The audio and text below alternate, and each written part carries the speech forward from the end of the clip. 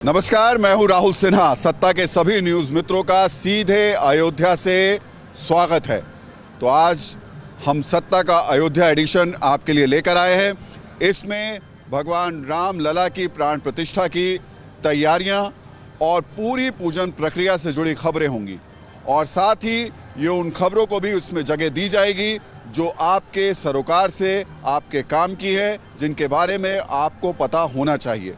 सत्ता की शुरुआत में सत्ते पे सत्ता यानी 7 खबरें और दिलचस्प जानकारियां एक साथ देख लेते हैं।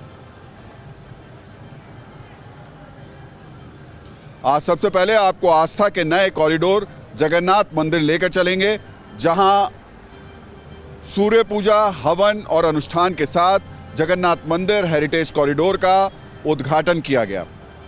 अब जगन्नाथ मंदिर कितना भव्य हो गया है और भक्तों के लिए दर्शन कितने आसान हो गए हैं, ये आज हम आपको सत्ता की एक आध्यात्मिक कुंजी के जरिए बताएंगे। आज हम आपको सरयू के तट से सत्ता का श्रीराम विशेषांक भी दिखाएंगे। आज राम मंदिर के गर्भगृह में जो तैयारियां की गई थी, भव्य पूजा की गई थी, कलश यात्रा निकाली गई, इसकी अद्भुत तस्वीरें आज आपको टीवी 9 भारतवर्ष पर सत्ता में हम बहुत ही विस्तार से दिखाएंगे। इसके बाद में राम मंदिर पर शुरू हुआ जो श्रेय युद्ध है वो भी देखेंगे। शरद पवार ने राम मंदिर का जो क्रेडिट है वो कांग्रेस को दे दिया है। इस पर राजनीति शुरू हो गई है, लेकिन सवाल ये है कि कांग्रेस इस पूरे मामले में क्रेडिट को लेकर के कैश करना चाहती है या नहीं चाहती है, ये भी आज आपको विस्तार से समझाने की कोशिश करेंगे। फिर प्रधानमंत्री मोदी के वाया मंदिर मिशन दक्षिण की बात करेंगे। आज प्रधानमंत्री मोदी ने केरल में गुरुवायूर मंदिर और इसके अलावा त्रिपुरार श्री राम मंदिर में पूजा अर्चना की। 4000 करोड़ के प्रोजेक्ट्स का भी उन्होंने इस दौरान उद्घाटन किया। आज 24 के लिए वोटों वाले इस अनुष्ठान की भी हम इस पूरे मामले में आज सत्ता में चर्चा करेंगे। वैसे आज पीएम मोदी पर राहुल गांधी ने जो अपनी भारत जोड़ो न्याय यात्रा से कुछ टिप्पणियां की हैं वो भी आपको विस्तार से बताएंगे। और एक खबर हम आपको बता दें, टीवी 9 पर रामलला की जो प्रतीकात्मक मूर्ति है उसकी एक्सक्लूसिव तस्वीरें हम आपको दिखा देते हैं, जो कि इस वक्त थोड़ी देर में मंदिर पहुंचेगी ये मूर्ति। और अभी फिलहाल जो अयोध्या की सड़कों पर ये मूर्ति चली है कार्यशाला से, ये मैं आपको थोड़ा सा सीधे सीधे बता दूं कि ये प्रतीकात्मक मूर्ति नहीं है बल्कि रामलला की मूर्ति है। कार्यशाला से मंदिर ये ले जाई जा रही प्रतिमा है। ये वही प्रतिमा है जो कि जिसकी प्राण प्रतिष्ठा 22 तारीख को कराई जाएगी। तो फिलहाल कार्यशाला से ये मूर्ति इस वक्त गर्भगृह की तरफ जा रही है और ये लता मंगेशकर चौक पर इस वक्त मौजूद है। और इस वक्त कुमार कुंदन मेरे सहयोगी मेरे साथ मौजूद हैं। कुमार, थोड़ा विस्तार से बताइए कि ये मूर्ति जो निकली है ये वही मूर्ति है जिसकी प्राण प्रतिष्ठा 22 तारीख को की जाएगी? बिल्कुल राहुल जी, ये वही मूर्ति है जिसकी प्राण प्रतिष्ठा 22 तारीख को की जाएगी। और इस वक्त विवेक सृष्टि से ये मूर्ति निकली है और साकेतपुरम होते हुए, लता मंगेशकर चौक होते हुए, रामपथ होते हुए ये हनुमानगढ़ी के बगल से होते हुए निकलेगी और 11 नंबर गेट से पहुंचेगी। और मूर्ति परिसर में पहुंचने के बाद मूर्ति को परिसर में एक भ्रमण भी कराया जाएगा और उसके बाद इस मूर्ति को वहां पे उतारा जाएगा। गर्भगृह में ही किसी अन्य स्थान पर रखा जाएगा, क्योंकि कल इसकी पूजा होगी और पूजा के बाद इसको पूरी तरीके से प्रतिष्ठापित किया जाएगा। तो आज का जो दिन है विशेष दिन है। रामलला पहली बार अपने घर में पधार रहे हैं। हालांकि प्राण प्रतिष्ठा की औपचारिक शुरुआत हो चुकी है, लेकिन जो असली पूजा है वो 22 तारीख को होगी।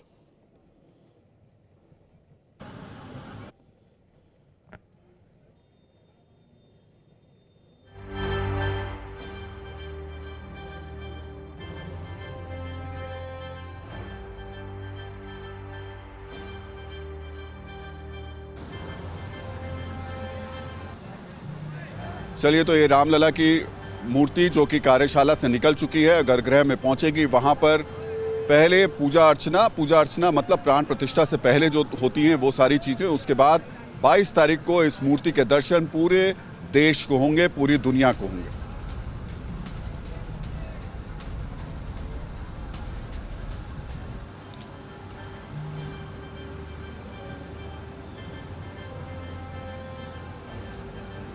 और सत्ता में अब एक और शुभ समाचार है जो अयोध्या से करीब 1000 किलोमीटर दूर से आया है। और ये समाचार आपको वाकई थोड़ा सा हैरत में और थोड़े खुशी देने वाला है। ये समाचार ओडिशा से आया है। ये शुभ समाचार आस्था के ऐसे कॉरिडोर से जुड़ा हुआ है जो भव्य, अद्भुत और अलौकिक है। हम बात कर रहे हैं उस जगन्नाथ मंदिर हेरिटेज कॉरिडोर की, जिसके आज उद्घाटन कर दिया गया है और जो बताया जा रहा है कि लगभग रोज़ाना 10,000 लोग इसके दर्शन कर सकते हैं। इस खबर पर सबसे पहले अपने न्यूज़ मित्रों के लिए सत्ता की एक आध्यात्मिक कुंजी हम खोल देते हैं। ओडिशा के मुख्यमंत्री नवीन पटनायक ने आज जगन्नाथ मंदिर कॉरिडोर का उद्घाटन किया। मंदिर कॉरिडोर का शुभारंभ कर दिया गया है। सूर्य पूजा और हवन के साथ अनुष्ठान किया गया है। इस मंगल पूजा के करने के बाद से अब भारत और नेपाल के 1000 मंदिरों को इसका न्योता भी भेजा गया है। साथ ही देश के साथ सभी शंकराचार्य, जितने भी देश के शंकराचार्य सभी हैं, उनको चारों पवित्र धाम और 4 अन्य छोटे धामों को भी आमंत्रित किया गया है। और सभी की मौजूदगी में इस शानदार जगन्नाथ कॉरिडोर का उद्घाटन किया गया है। सबसे खास बात इसकी हम आपको बता देते हैं, वो ये है कि इस कॉरिडोर के बनने से भगवान जगन्नाथ और उनके करोड़ों भक्तों के बीच की जो दूरी थी, जो लगातार वक्त होता था, लगता था ज़्यादा, वो अब कम हो गया है। और इसकी वजह है वो 75 मीटर का गलियारा जो जगन्नाथपुरी मंदिर में जब हम जाते हैं तो जो बाहरी दीवारों से जोड़कर तैयार किया गया है ये कॉरिडोर, जिसे मेघनाथ पचेरी का कहा जाता है। यही गलियारा परिक्रमा प्रोजेक्ट है। मंदिर के चारों ओर 2 किलोमीटर में श्री मंदिर परिक्रमा पथ का निर्माण किया गया है। यहाँ से श्रद्धालु मंदिर के सीधे दर्शन कर सकते हैं। और इसके अलावा अगर हम बात करें तो इस कॉरिडोर में कुल मिलाकर के 7,917 मीटर का एक रिसेप्शन सेंटर भी तैयार किया गया है, जिसमें एक साथ 6,000 भक्त खड़े हो सकेंगे। सबसे अहम बात जो है कि पहले मंदिर तक पहुंचने में 30 मिनट से ज़्यादा का वक्त लगता था और यानी पुरी के आधे हिस्से से होकर के उस वक्त गुजरना पड़ता था। लेकिन अब जब हम पुरी पहुंचेंगे तो पुरी बाईपास को जो है वो एक तरीके से हम आगे बढ़ जाएंगे उसको लेकर के, और एक ये नया रास्ता तैयार किया गया है बाईपास रोड के ज़रिए, जिससे यात्रा का समय घटकर सिर्फ 10 मिनट हो गया। जगन्नाथ मंदिर में जो 75 मीटर का कॉरिडोर बनाया गया है उसके बारे में भी हम आपको थोड़ा सा विस्तार से बता देते हैं। उसे अलग अलग 9 हिस्सों में तैयार किया गया है और ये किस तरीके से तैयार किया गया है, किस तरीके का है, इसे भी हम आपको समझा देते हैं। इसमें 7 मीटर का एक फुटपाथ जो है उसको बनाया गया है और जो कंक्रीट का बना हुआ है फुटपाथ, इसमें एक 7.5 मीटर की मिक्स्ड ट्रैफिक लेन भी शामिल की गई है और इसके अलावा 4.5 मीटर की एक इमरजेंसी लेन भी इसमें तैयार की गई है, जिसका इस्तेमाल किसी आपातकालीन स्थिति में किया जा सकता है।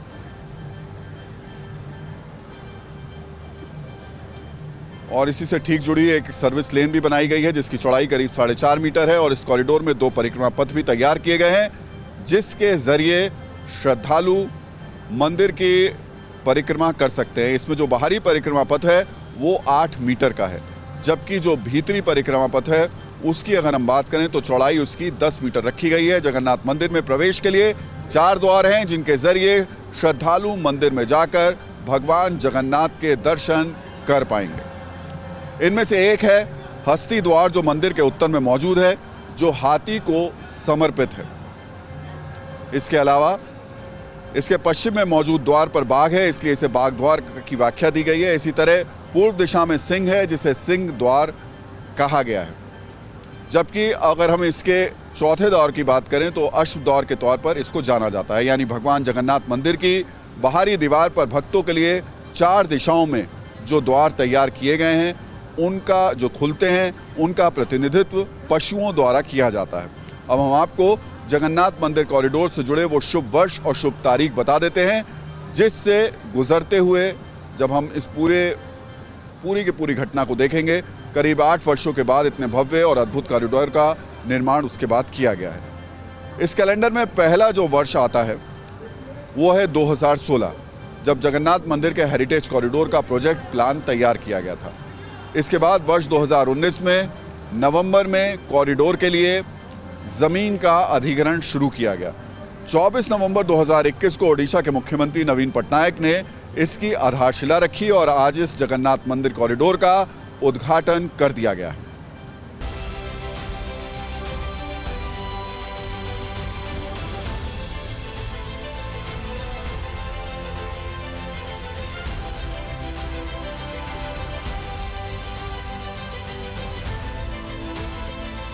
Development of Sri Jagannath Temple Puri, then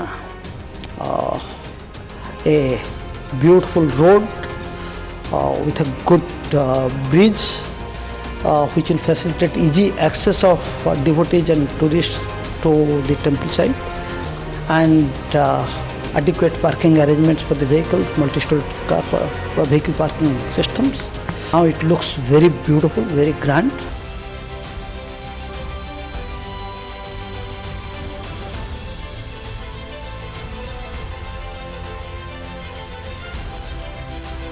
This project is a very unique project. What it does, that it increases, enhances the spiritual connect between the pilgrims and the Lord. This should also give them an opportunity to spend more time meditating or connecting with the Lord, and that is the main purpose of this project.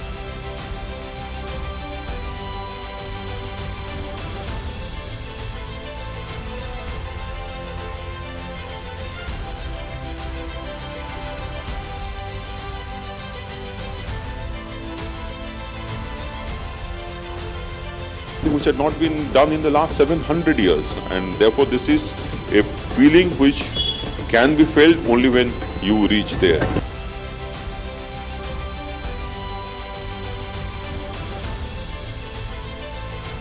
Parikrama Marg, there are toilets, water supply, drinking water supply spots, police assistance centers, even donation reception places. There are places where people can take shelter also. There are a lot of facilities in and around the Parikrama Marg which will benefit the pilgrims coming in different ways.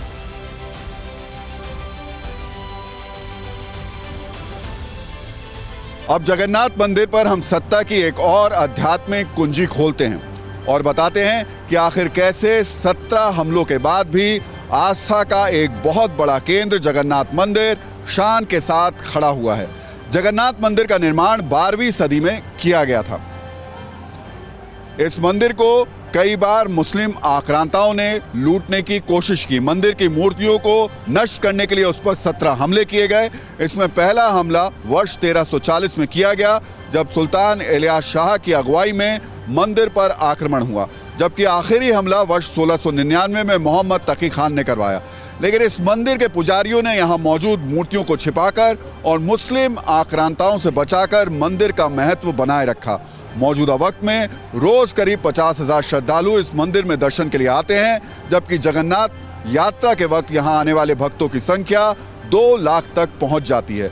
आपने कई बार इसकी अकल्पनीय तस्वीरें देखी भी होंगी, जब पुरी में रथ यात्रा के दौरान वहां अगर कुछ नजर आता है तो वो है भगवान जगन्नाथ की भक्ति में डूबे हुए करोड़ों भक्त। आपको बता दें कि ओडिशा का ये जगन्नाथ मंदिर भगवान विष्णु के 8वें अवतार श्री कृष्ण को समर्पित है। यहाँ भगवान जगन्नाथ अपने बड़े भाई बलभद्र और बहन सुभद्रा के साथ विराजमान है।